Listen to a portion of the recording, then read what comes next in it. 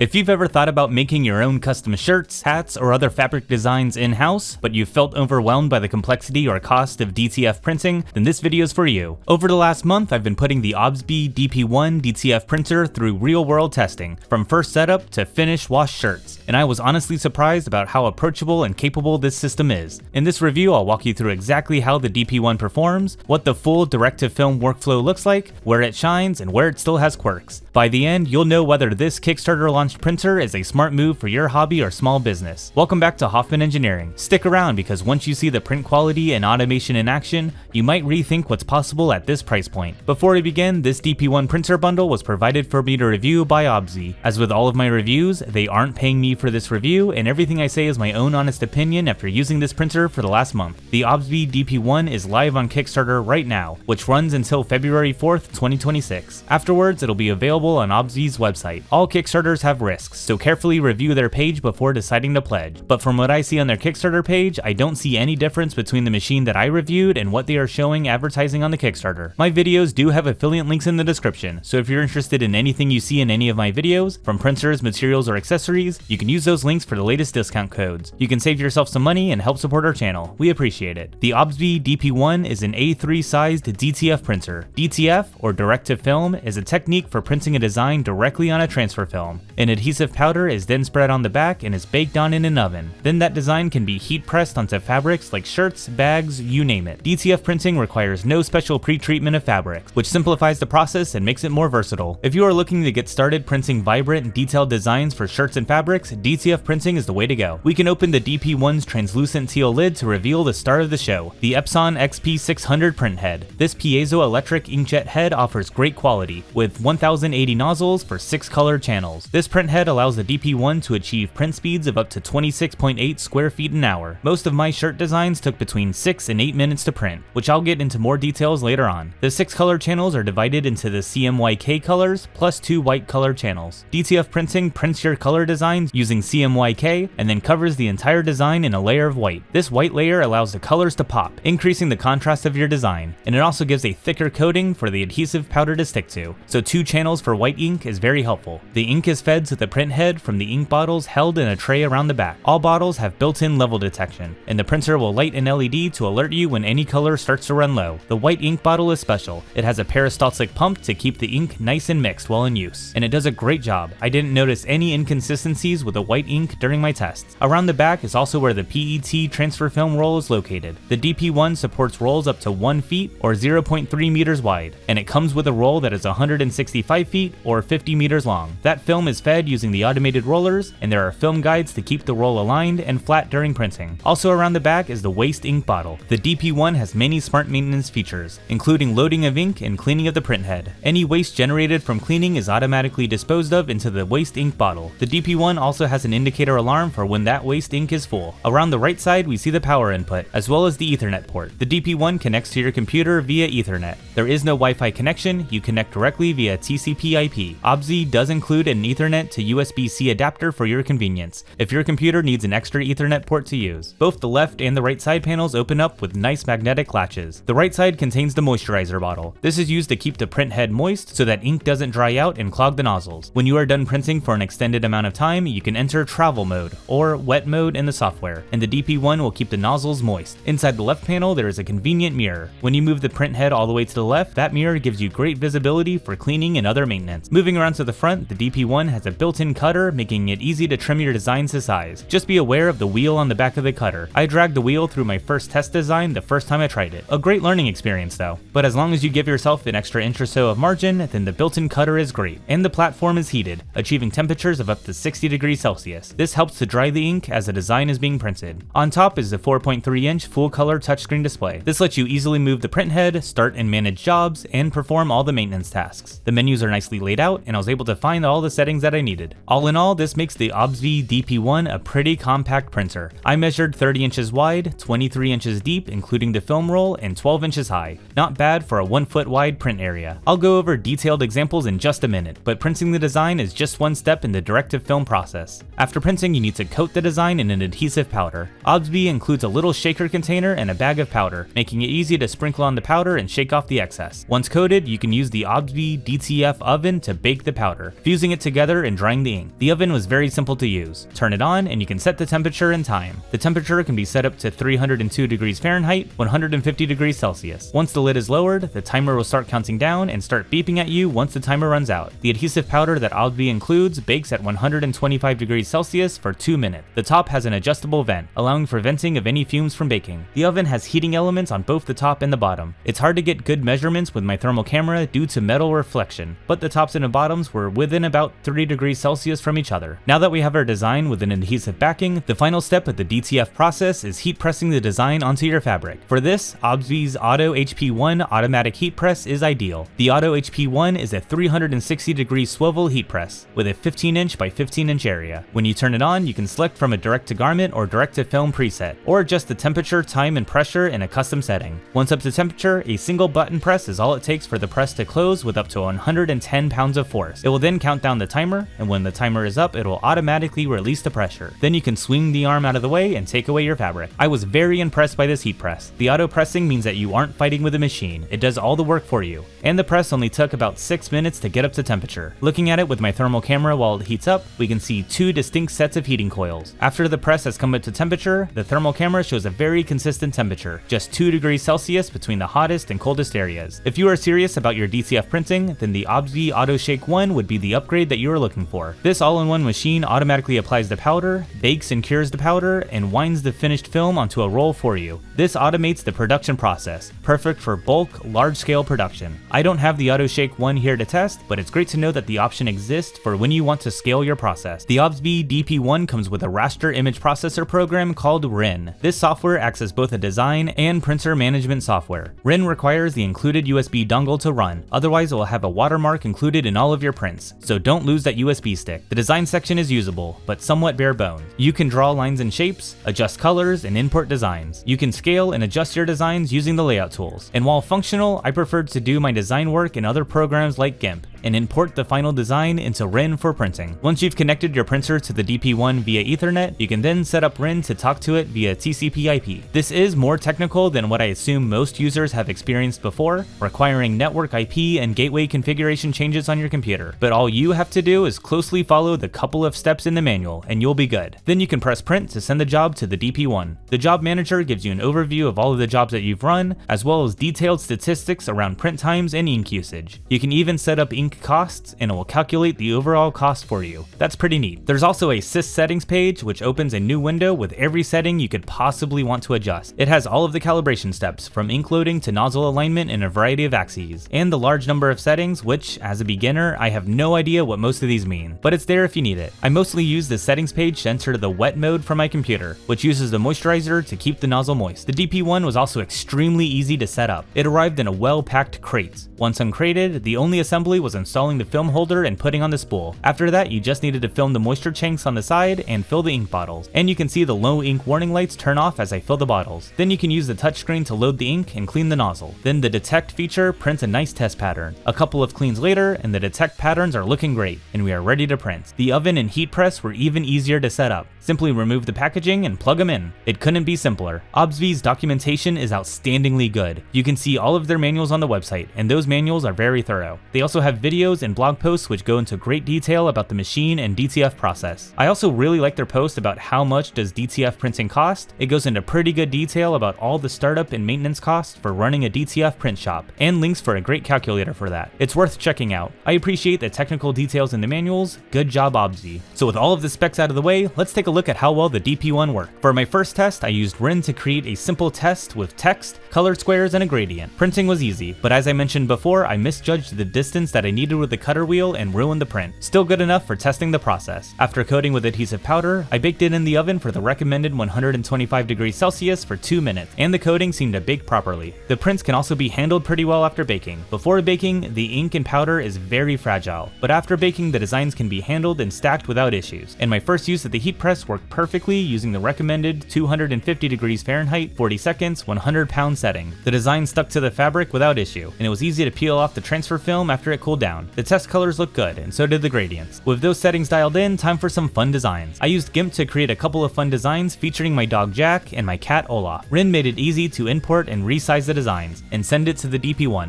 I also like the ink statistics. It's good to know that these two prints only took about 24 cents of ink to print. Following the same process, the designs get coated and baked. Before pressing, this is what the shirt will look like. I use the same settings on the auto press, but before adding the design, I pre-pressed the shirts for about 15 seconds to warm it up and remove any wrinkles. Then I added the designs and pressed the shirts. These shirts were 100% cotton. I love how they turned out. They stuck well to the shirts. The colors are consistent. There might be a very small sliver of white showing around the border from the backing color. I don't know if that's a nozzle alignment issue or just a normal part of DTF printing from the backing. If it is a problem, then I know that RIIN has calibration tools to adjust it. The DP1 has 3 main print settings, a 6-pass, 8-pass, and 12-pass mode. Each pass is one stroke of the print head moving across the film, laying down ink. The more passes, the more ink is deposited, creating a thicker, more opaque, and vibrant image. That higher detail uses more ink, but also takes more time. Obziy recommends the 8-pass mode as the default, but you can select the 6 or 12-pass modes after you click print. So let's try it. I printed a slightly smaller 100 by 100mm version of my dog image. In 6-pass mode, it printed in 4 minutes and 18 seconds and took 0.2118 milliliters of ink. In 8-pass mode, you can tell the white background is much thicker and more opaque. It printed in 6 minutes, and it used 0.2569 milliliters of ink, 21.3% more. And finally, in 12-pass mode, the white layer is very white, quite a difference. But that took 8 minutes and 9 seconds to print, just about twice as long as the 6-pass mode. And it used 0.3457 milliliters of ink, or 63.2% more than the 6-pass mode. Most of the increase was in white ink usage, which makes sense, although the other colors are affected by a few percentage points. Looking at it on film, you can tell the colors of the 8 and 12-pass modes are more vibrant than the 6-pass mode, and the 6-pass mode have some streaks visible, but those streaks go away in the 8-pass mode.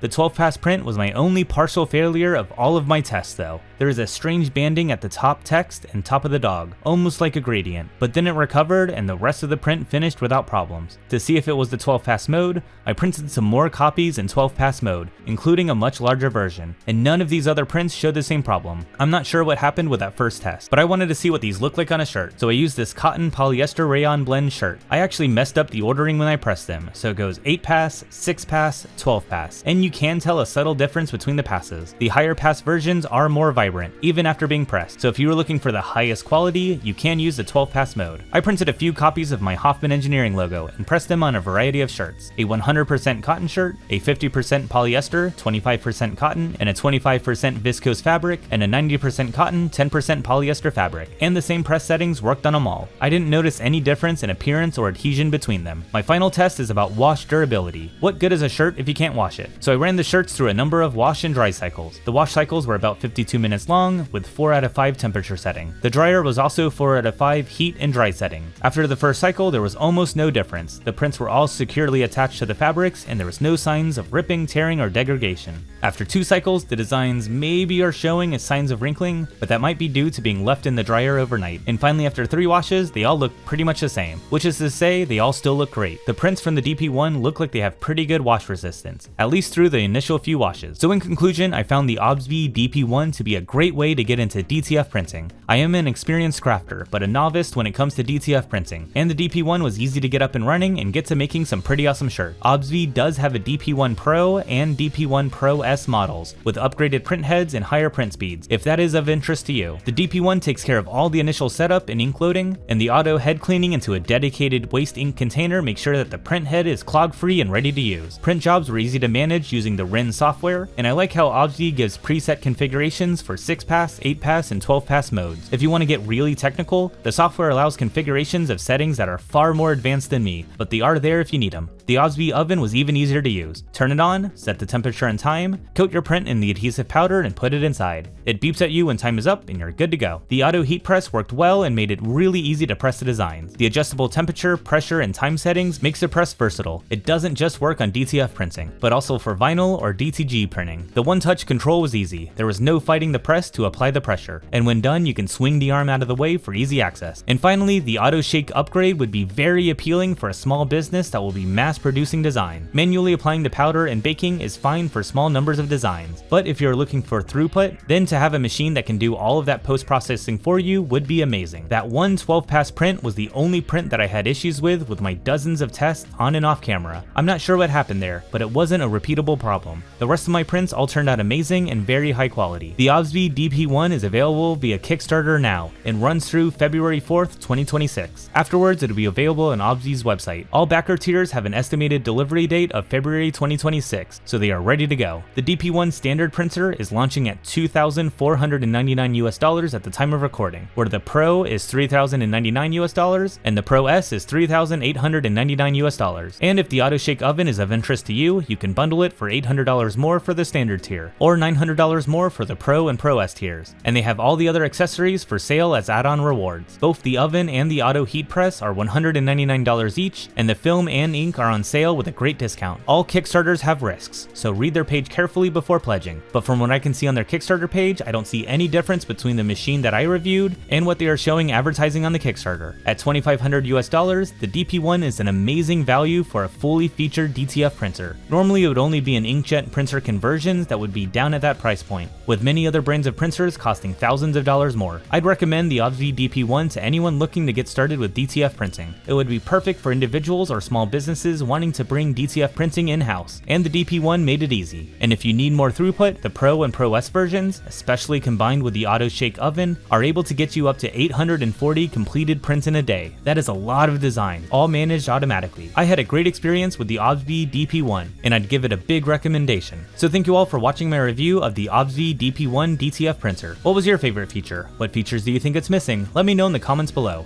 And I'm still relatively new to the DTF printing space, so if there are ways that I could improve my review process, or if there are tests that you'd like me to run, let me know in the comments below. I'm always looking for ways to improve. I have plenty of upcoming projects and reviews in the works, so be sure to subscribe to Hoffman Engineering so you don't miss out on those coming soon. So thank you all for watching. I'll see you all next time.